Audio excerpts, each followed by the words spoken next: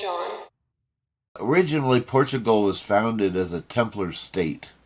For a long time, the order wanted to create a state where people could have the freedoms to, freedom to worship as they chose, freedom of assembly, freedom of, all the freedoms that we appreciate now for the most part in the modern world. But for a long time, that just didn't exist. I mean, if you belonged to a kingdom, you were the property of that kingdom. You weren't allowed to leave it unless the king said you could, and you certainly didn't have any freedoms.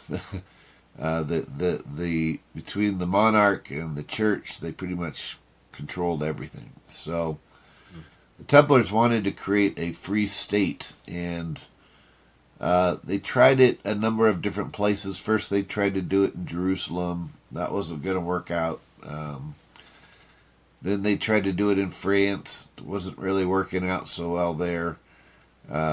They had a little bit of freedom in Scotland, just because William the Bruce, Robert the Bruce, had been excommunicated from the church, and so he wasn't, going by what the church wanted people to do anyways. So they were able to hide out up there and kind of help out a little bit.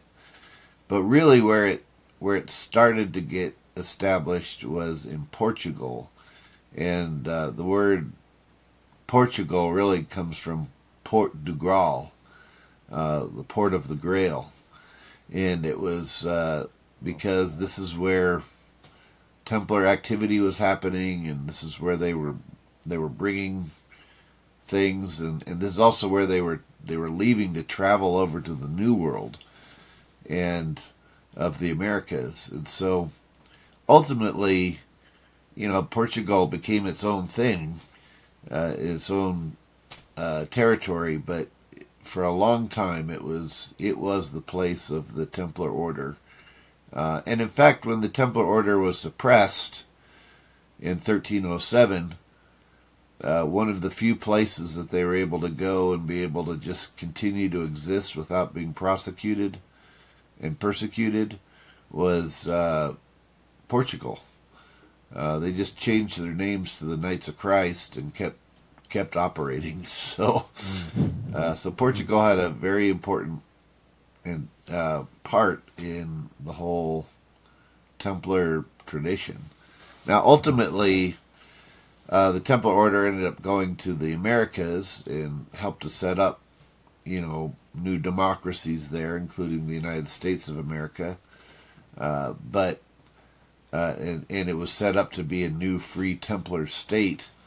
But and they've been involved in trying to provide those freedoms to the rest of the world ever since, in different capacities. So.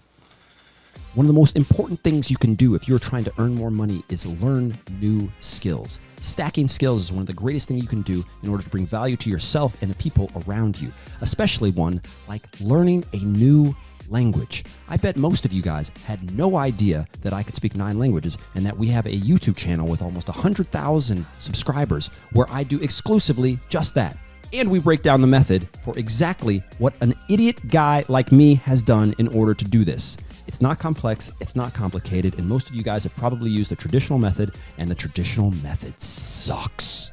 That's why you can't speak any Spanish after 4 years of going to high school and taking Spanish week in, week out. If you want to learn to speak a language the fastest, easiest, and most natural way, click the link right down below. 𝗪𝗟𝗻𝗄 Languages. We've got the method for you. Check it out. You touched on America, though. Could you? I've not gotten too deep into this. Yeah. What is the story between the Templars actually going over to the Americas? Because that's not currently common knowledge as far as our mainstream story. Yeah.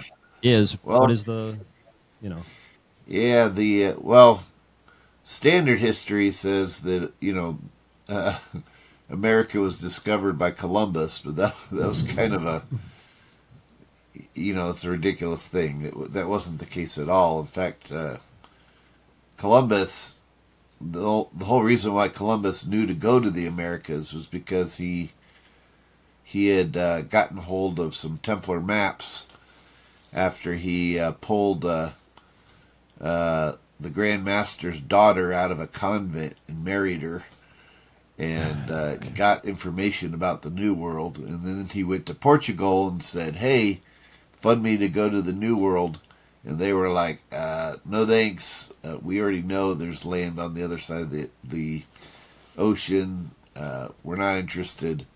And so when Portugal wouldn't help him, he went to Spain, who was the enemy of Portugal, and said, "Hey, fund me to go to the other side. Portugal's already on to it." And so, of course, Queen Isabella said sure and funded him.